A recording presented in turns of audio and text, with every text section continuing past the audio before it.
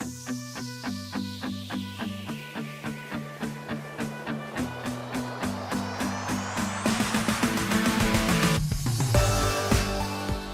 guys, Shane McMurray from The Wedding Report. In this episode, I meet with Matt. He's the owner of StumpTown DJs. They are a professional DJ service company located in Portland, Oregon. Check it out. Matt, thanks so much for doing this. Appreciate you doing this on the weekend with the snow in the background there. Pretty awesome. Yeah, very Portland-like weather. Yeah. Tell me about your business, mention your website, who you guys are. Obviously, you're in Portland, and then your Instagram, all that good stuff. Okay. StumpTown DJs is our company name. We've been around since '08. I started it myself. Our big thing is that we are professional, organized, and talented DJ services that's simple, flexible, and fun for everyone. Nice. We do have a website, StumpTownDJs.com. All of our hashtags for any of the other, or not hashtags, but our other social media is basically just StumpTown DJs. So it's stump like a tree, town, and then DJS. Nice. So Instagram, Facebook, not doing TikTok. Although it's music related, it's just not something that most of our DJs do. but and then our website, obviously. Yeah. So you said you're a DJ company, and you have more, so obviously you have more than one DJ. Let's talk about that a little bit.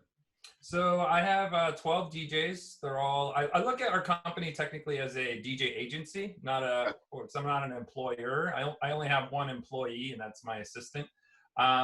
She helps with scheduling and whatnot. Gotcha. But, in terms of the way it's structured, they're all contractor DJs, and we have 12 different DJs that work for us. They have gone through some training. They understand wedding protocols and what it's like to be professional. I've trained pretty much all of them myself. And if not, if they had done weddings elsewhere, I teach them how our system works. Yep. But they all are independent contractors and work on their own. And yeah, I was going to ask you, like you probably have your own system for how you want things to happen. Yeah. You let them be their own style, right? Because that's what they do. But you probably, you have to have a set protocol. It's your image, right, as a company. Right. So what we do is we've created I've told all of our DJs, I've taught them what the customer is expecting, basically. So they're aware of that ahead of time. And then what they produce is their own version of that, like anything from, because primarily we do a lot of weddings. So speaking of weddings, if we're doing toasts and speeches, all of our DJs are going to go and talk to all the individuals that are planning to do toasts ahead of time, have them use the microphone or test the microphone, tell them how to use it, and then make sure that they're ready before the even toast start a half hour prior. Yeah. So something like that's going to be fairly consistent, and all the DJs are going to do it. But how they make their announcements, maybe the songs they play in terms of, beyond what the customer's must plays are, is all on them. So yeah, I try to provide as little direction other than the actual date of the event and some guidelines that the customers wanted. And I can explain that a little bit later. Yeah, sure. So how do most of your customers find you guys? They find you online, referrals? I would say it's grown more in the referral side for the most part. A lot of times was Google and Wedding Wire, I would say. Yeah. And some Yelp now, but mostly just Google searches, because I spent a lot of time on SEO. And I kind of did a hunch that reviews would be really popular in terms of the new word of mouth. Yeah. And it ended up benefiting us because the amount of reviews that you have and also help SEO. So that's kind of helped us stay up high. That's nice. That's good. That's a good way to look at it. Yeah, because people are looking at reviews. I think they make a lot of their decisions around them. At least I've noticed that in the past when I've asked couples about, how important are reviews to you? Do they influence your decision making? And the answer is always yes, for the most part. Yeah. Yeah. So let's say I'm looking for a DJ. Tell me what the process is with you guys. I contact you. Tell me what that process looks like. Generally, most of our stuff is done over the phone. One of the things that's somewhat unique to us, beyond having just a picture of the DJ, when you choose to work with us, you're choosing your DJ. So you get to watch a 1-minute bio video of all the different DJs on our website, and that gives you a good feel of what that DJ's like. And it kind of eliminates that in-person meeting that a lot of customers are requesting, and also eliminates some extra time in decision making for the couples, because they can go through all of our DJs and kind of see, okay, these are the ones that are available, and then these are the ones that we actually like. And then they can also listen to a mini mix of them online. So that's how they choose the DJ. Our pitch on the phone is, you know, we pride ourselves in being a DJ, number one, but two, being an MC for the event, as well as we'll keep things organized and running smoothly throughout the night, because the DJ is going to coordinate any portion of the event that directly involves them. Yeah, So, gotcha. you know, we're not just going to sit behind the turntables and wait for someone to tell us that toasts are coming. We're going to be proactive, and even if there's a planner, go up to them. Hey, so I see toasts are going to start in 20 minutes. Where are we at on that? You know, does the couple still want to do it, or Right. if we need to, we'll approach them ourselves. But in terms of the rest of the process, we have an online timeline that couples can fill out, and it's a tool that all of our DJs use as well as our clients do. It's probably one of our big selling points, because couples like to see that we're organized and everything will happen the way they want it. And the timeline is going to list not only when toasts happen, but also to who's doing the toast, you know, what the first dance song is, what are the songs they're walking down the aisle to. If there's any timing issues, like we're going to fade it out after 30 seconds, stuff like that, that's all going to be written there. Oh, nice. And then we also have an online database that couples can create their own playlists to kind of get a good feel for the type of music they want. There's two sides of the spectrum. Some couples want to pick out every song in the world, and others just want to pick out the minimum and say, hey, DJ, you do the rest. Yeah, figure out the rest, yeah. Yeah, so that's cool that you guys should do that, because that allows them to like pick someone based on the style that they like. Is that kind of the idea there? Yeah, and it's what I focus on is I tell them, you know, look at the DJ, and if they happen to be into the music that you're into, great, that's awesome.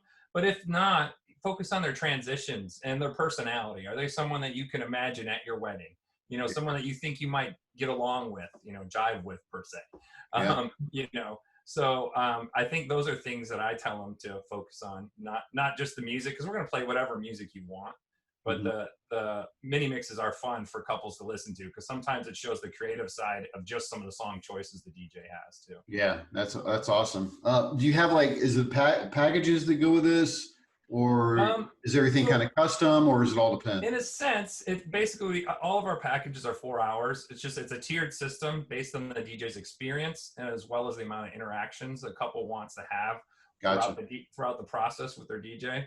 So the lower end, all the planning is done basically on the couple's end, and they're not really interacting with the DJ. They mostly deal with me. On the high end, those DJs will have a few meetings in person with the couple, unless they're remote. So they do something like this, video chat. But and then they'll also, the DJ with the higher tiers, so there's 3 tiers, they will be the ones who are the main contact throughout the entire process. So if they, in the middle of the night, going, hey, you know what, I have no idea what to do for a grand entrance, they can text the DJ or email them, and the DJ, if they've agreed to it with that client, they'll respond. Otherwise, they usually set some kind of boundaries when they do it. So. Yeah, you have to set boundaries for sure, right? Totally. Yeah. So what does a beginning tier look like, cost-wise, and middle tier? And for Portland, which I started, it's changed a little bit, but I honestly, when I created my company, all my pricing originally came from your website. I'm trying to figure out what to even start pricing at. So it's $975 for 4 hours. Nice. And then for that's the tier 1, and tier 3, it's $1,400. Gotcha. And then the additional hours are based on the experience too. So it's $300 an hour for the tier 3, and then tier 1, it's $225 an hour. Gotcha. Now, do you guys do other things like add-on for lighting? I know some DJs add lighting and other various different things. We do have some add-ons, but simple add-ons, like silent disco is one that's kind of grown, and I could do a whole subject about that. But that one has been popular at wedding venues beyond just the novelty, because a lot of not wedding venues, sorry, wine country venues, because they have a lot of strict ordinances for sound. And so the venue a lot of times will let couples stay there till midnight, but they end up telling them that the music needs to be turned down by 10. So usually that means the event's going to end. So we throw on silent disco as an option, and then couples can listen to their music. The DJ can DJ for the next 2 hours still. So what is a silent disco? They have ear pieces in, or their headphones, like they look like DJ headphones, and they work through a wireless transmitter that's connected into the DJ's controller, and just amplifies the music in the headphones. You can adjust the volume yourself, and it works out for to keep the event going. But it's also the nice thing too for the older folks or anyone who wants to talk. There's no loud noise to worry about. So if you want to talk to your friend or whatever, you take your headphones off and you're like, hey, how's it going? You're not like, hey, let's go off the dance floor. Yeah, that's kind of like, I've been to a lot of weddings where that's always the case. You're trying to talk to someone and you feel like you're yelling, and you can't. I mean, that's the only way you can communicate. Exactly. Yeah. So hey, let's go outside. Yeah. No, so there's a workaround to that, as well as we do some dance lighting, but we don't do uplighting. I didn't want to focus too much on that. We don't do photo booths. I thought, once again, that's another thing. That's a whole nother business. Yeah. I don't know. I try to keep our business fairly simple and focused on the music and keep it organized. So. Yeah, that's good. Okay. So, what does your day look like when you guys get to the place? Most of our DJs get there about 2 hours prior. We don't charge for setup or teardown, but the DJs still want to get there in time because we live by the motto of hurry up and wait versus hurry up and start, because you don't want some issue to come up last minute.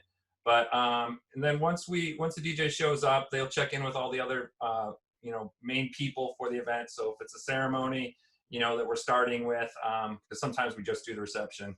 If it's just a ceremony, or starting with the ceremony, we'll go up to all the individuals that are speaking. If it's someone who's making a reading during the ceremony, make sure that they know how to use the mic properly. We'll mic the groom if necessary. Sometimes the couples just use a hand mic. And then, of course, the officiant, want to make sure that we do a good mic check on them and whatnot. Nice. But we then once that gets going, we also make sure that we have the right cue person for the ceremony, so we know which song is being played first. First we got the processional, and then we had the bride's processional. Stereotypically speaking, mind you, with the same sex weddings, we just call them two processionals. Usually there's two, so it's processional one and processional two. Makes sense. Yeah. But that's kind of how it goes, and it goes from event to event. The DJ will, once that's done, when cocktail hour begins, we'll make sure if there's a planner, that when is that grand entrance going to happen? We'll keep in touch with them. If there isn't, then we'll make sure that the photographer is in place before we even do the grand entrance, and we'll organize all those people. So to make sure that they're situated and ready before we play the song and introduce those individuals. Yeah. So what kind of trends are you seeing right now for couples in the Portland area? Trends? Well, because a lot of times, you have like your standard traditional various things that people are doing. Some of the DJs I've spoken with have said, people are kind of moving away from that. So what do you see happening over there? Do you see very specific trends or stuff like that? So silent disco is one, because it's not only the use but the novelty. I would say grand entrances are still happening. I don't know how old that tradition is. I definitely would say something that has changed is, and this isn't, I wouldn't say it's a wedding related in terms of like an event, but it's a pertinent part or important part, is a lot of women aren't changing their last names anymore. I noticed that basically since the Me Too movement. And my wife actually, I don't think prior to that, still, she didn't change her last name either when we got married. And at first I thought it was weird because I'm from the Midwest and whatnot. But more I think about it, it makes sense. It's really just a name. Yeah. And besides the point, I noticed that a lot of couples are not doing that anymore. So usually if it's a traditional marriage of a male and female, the females a lot of times I'd say on maybe 60% of our weddings. Whereas when I first started in 2008, it was probably maybe, I don't know, 1 or 2%.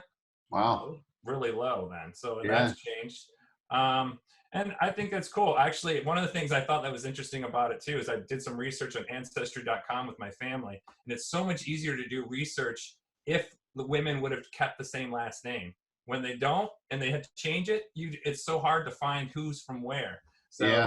I learned that in Arab culture, they actually do keep their last name, and so it's really easy to trace ancestry in the Arab culture.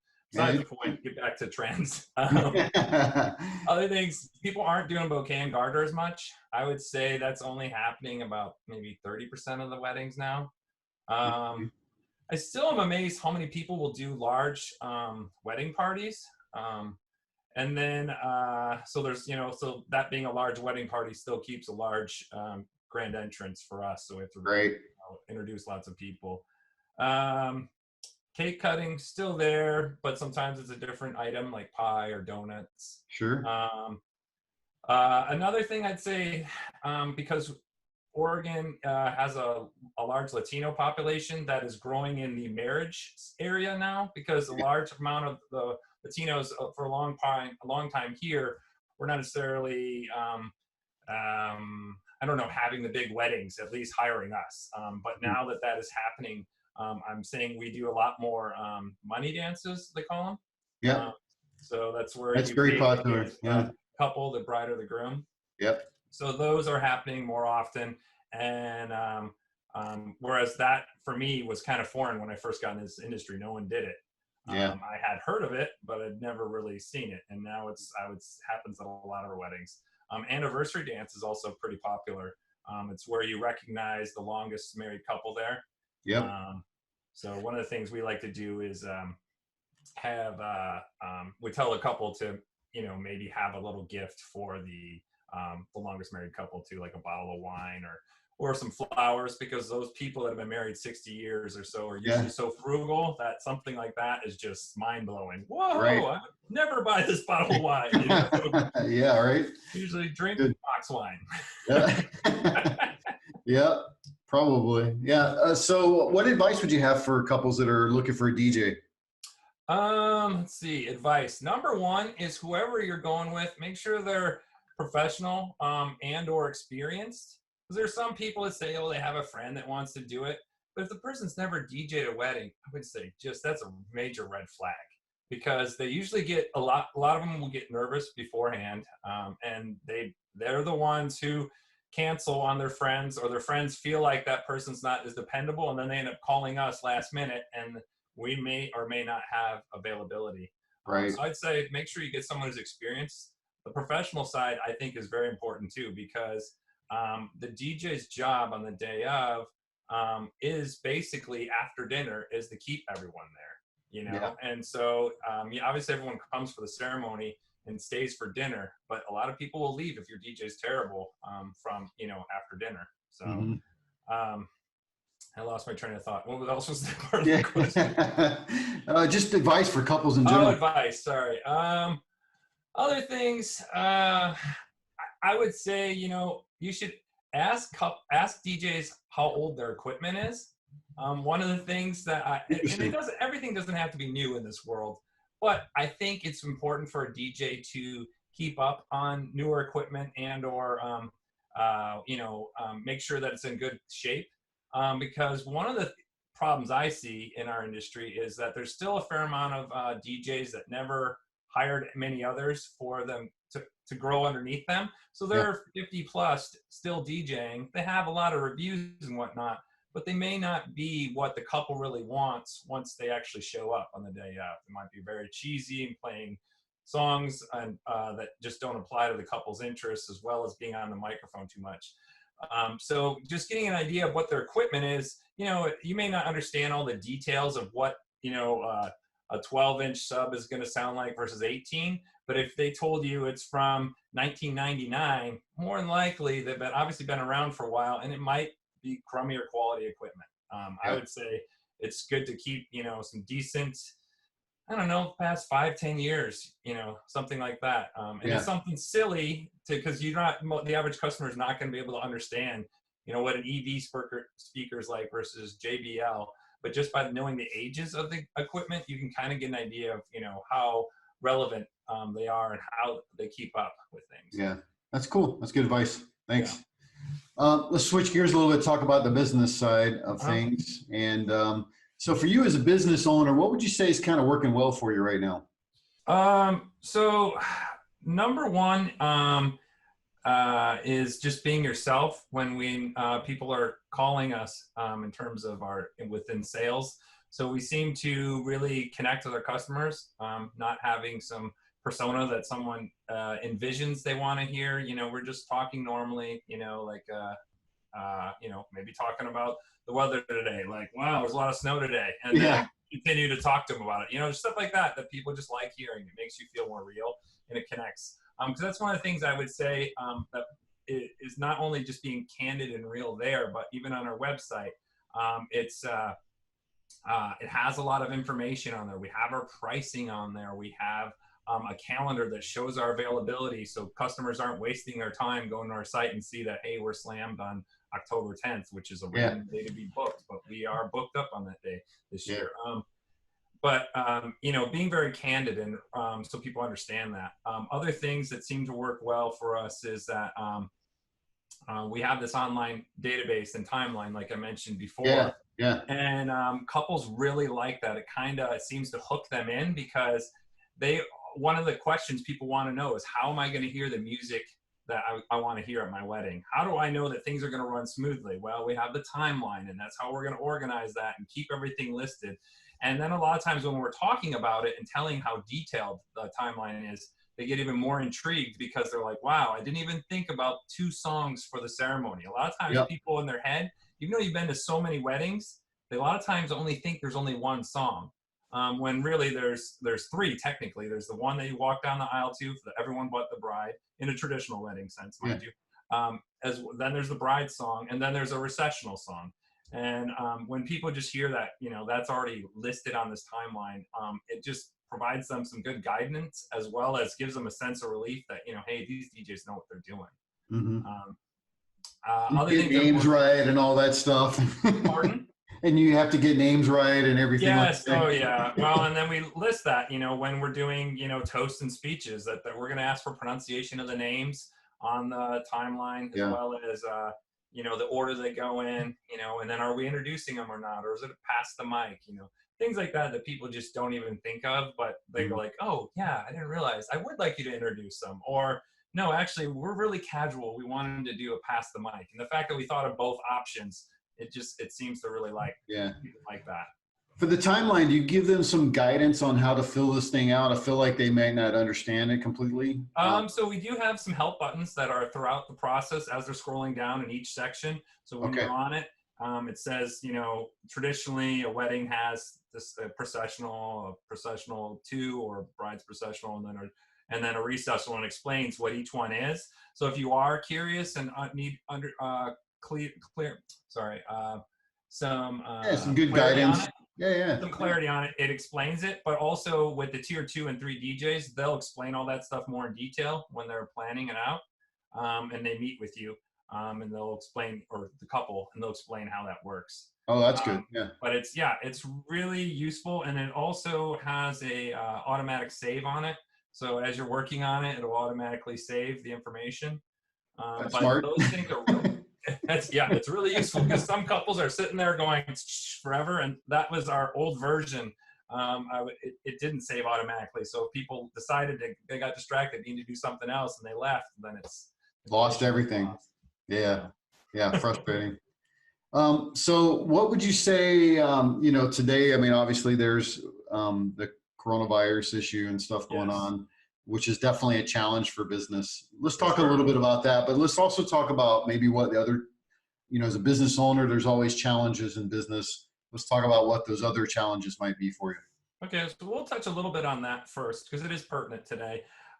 So there's a lot of nerves going on about the whole coronavirus, and we're getting cancellations, mostly so far corporate events, because corporate events don't want to take a chance at all, because they have the reputation on the line and whatnot. But their money to them is not as important a lot of times for these events, even though they don't want to cancel it. They have a lot of times these larger companies have a fair amount in the bank. So if they cancel, no big deal. I notice a lot of couples aren't necessarily canceling theirs right away. They still, like, we have 2 weddings that are deciding on Monday whether they're going to have it or not, that are next Saturday. Gotcha. So I think people are more cautious about it. I believe that a lot of people may push their weddings off to 2021, those who are really nervous. Others, it seems like a lot of people that are booking later fall or early, even fall period, those people don't seem to have a worry in their mind, which is nice Yeah, to sure. see. I foresee, and I could be wrong, because I'm not a doctor and I don't know how this all is going to play out, but I foresee that streaming, live streaming of weddings is going to be a little more popular. And a lot of people that are local in their community will come to the wedding. The weddings will probably be smaller, at least for this year, because it'll be some point in time where it'll become a way of life, and we're just not going to want to stay in our house. And people are going to say, hey, you know what, we're gonna try weddings. We're gonna try this. A lot of people will do Get that. out and do something. Yeah. Once we get past that hump. But besides the point, I think so. Streaming for the people that can't make it from from across the country or out of the country. I think there'll be a lot of older people may not come to the wedding, and they'll have them stream it and watch it. But everyone local will come, and or people that are potentially sick will not. One of the things that we're doing is I created a best practices for our DJs when we're at events and how we can help, not spread this virus, and at least within even other guests to each other. So we have our DJs wiping down the pens for requests. And then the paper at the end of the night, we make sure we recycle that you write in the request book. The microphones, which are very commonly used by a lot of other guests, we're going to wipe down those with bacterial antivirus cleaner. And then even the top of the microphone too, because a lot of people tend to put it close to their mouth like this. Yeah. But we're also going to try to coach them to be a little more conscientious and hold it more like this. So that way it picks up their voice, but they're not spitting everything into it. So that's good. Those are good things ideas like that right now. But we'll have to see how things pan out. But I don't think everyone's just canceling right now because there's just too much riding on it. It's too big of an important day for people. Mm-hmm. And then most of our weddings are way less than 250 people, which is what a lot of places are, or local governments are saying, no gatherings of 250 people or more. So right. Yeah. Which is probably smart for sure. Yeah, no, it's totally true, but it works, in that sense. It's just some people are still deciding on what they want to do. In terms of other challenges, I would say that there are, there's some people that just refer all these same vendors that they've worked with in the past. And so they don't really give someone like us a chance. When I try to do marketing and talk to some other wedding planners, they just have their people that they like, and that's what it is.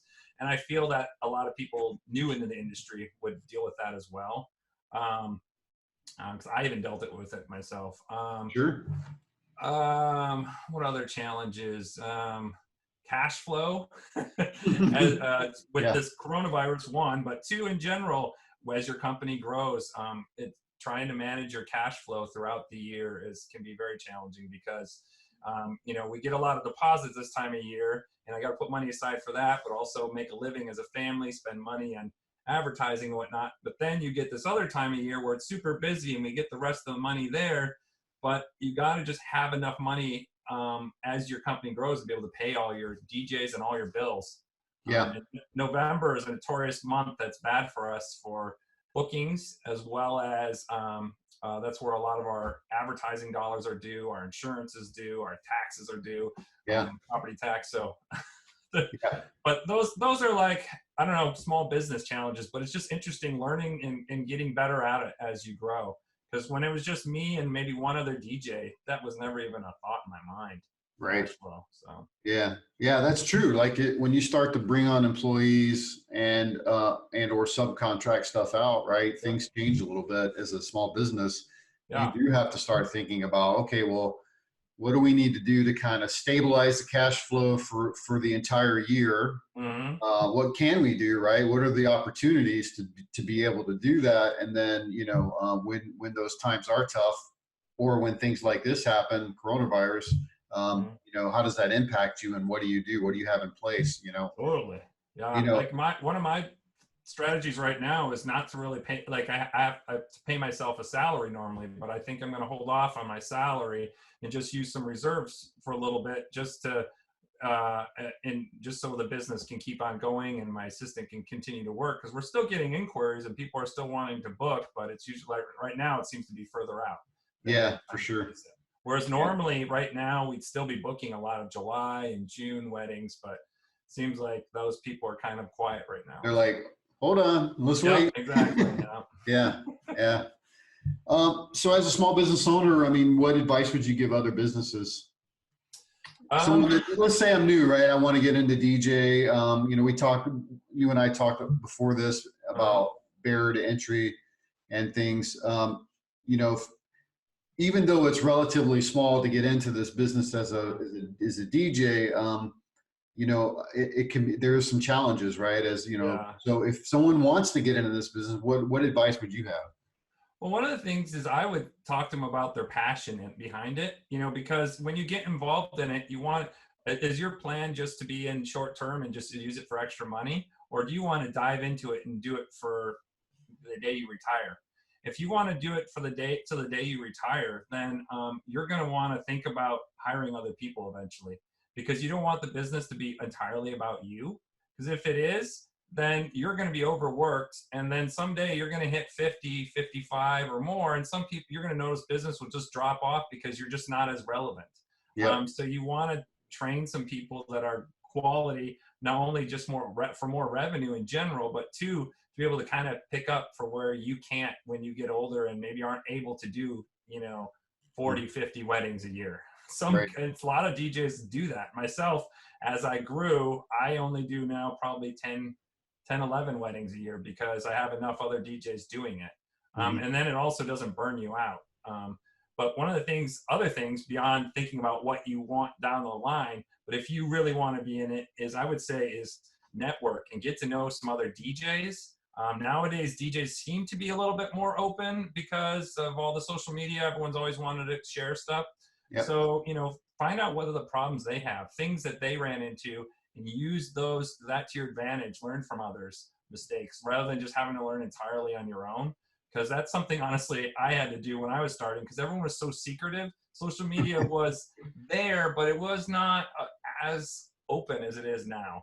And so the competition was too strong. And I came from the nightclub DJ side of things. When I opened my business was more so open from a business perspective, a business plan. And I had a love for music and I taught myself to DJ.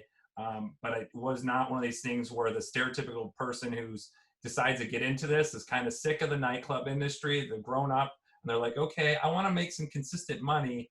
And I hear, you know, weddings are where it's at. So anyway, I think relying on some other solid DJs in this industry to kind of coach you would be good. Because honestly, there's plenty. If you look in like your statistics here, like in Oregon, I think we have over 10,000 weddings a year. And the numbers could have changed, but anyway, there's no way you could feasibly do that, even 1% of that, you know? Yeah. I mean, and all you really need is, you know, I mean, to get started. I mean, I've heard a lot of DJs say, you know, go shadow somebody, you know, learn the craft. I would definitely shadow someone is a huge thing. Actually, anyone we bring on who hasn't DJed weddings before, I have them shadow about 3 to 5 weddings beforehand. That's good. So yeah, you need to learn it, right? Yeah. Well, that's the only way you learn it is you actually have to go experience it. You have to be in it. And the funny thing is there's the brides and grooms out there a lot of times always want to hire only the person who's experienced. So you're like, well, where's the person going to get their experience otherwise? So my DJs, at least anyone who's worked for us who hasn't done weddings, like I said, they've done the shadowing and they get the experience there. Yeah. I actually on their first wedding will come to it too, so that way just make sure it goes smoothly too. So that's good. That's good. Last question. What's your best or worst wedding story you got for me? So I've been thinking about this because I've watched some of your other videos. One that came to mind was I was DJing a wedding at the Crystal Ballroom here in Portland, and I was about to start toasts. It was like literally 3 minutes till toasts were starting. And I noticed the best man had come up to the bride, and he went to hug her. And she's sitting down.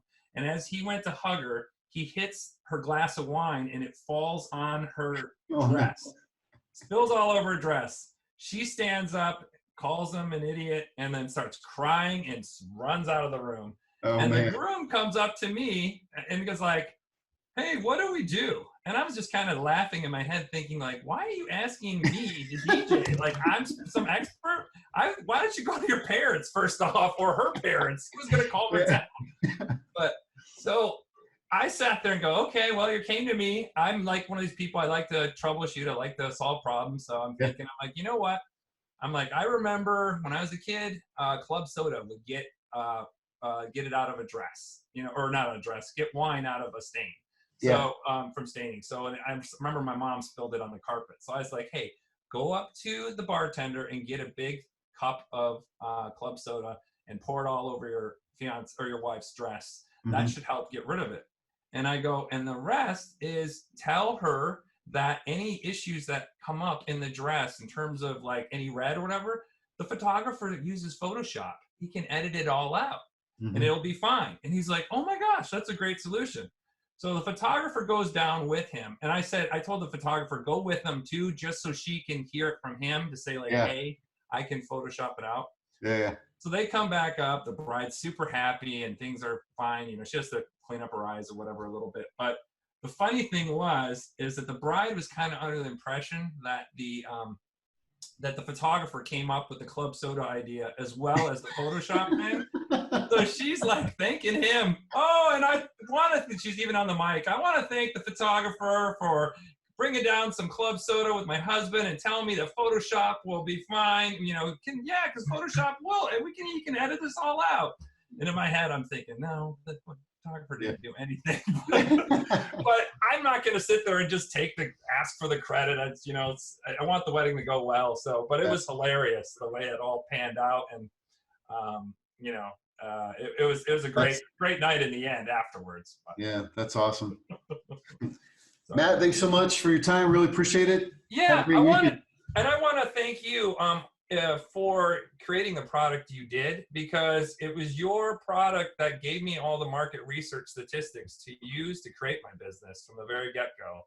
Awesome. I needed to find some place that had this statistics on weddings, because that was going to be my primary source of income for our DJ company.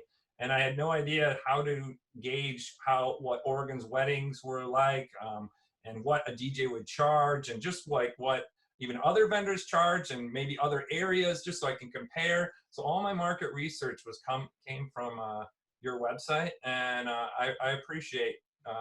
I don't know how often you hear that, but I figure I'll take as many as I can get. Yeah. So, thanks. So thank you very much, and I appreciate the time today as well. Yeah, thanks so much. Have a great weekend. All right, you too. All right. Hey, thanks for checking out this episode. I hope that you found it helpful. Please share it with other people. Also, if you're getting married or you work in the wedding industry, I would love to interview and share your information with other people. Send me a text, 520-399-8580, or shoot me an email at letschat@wedding.report.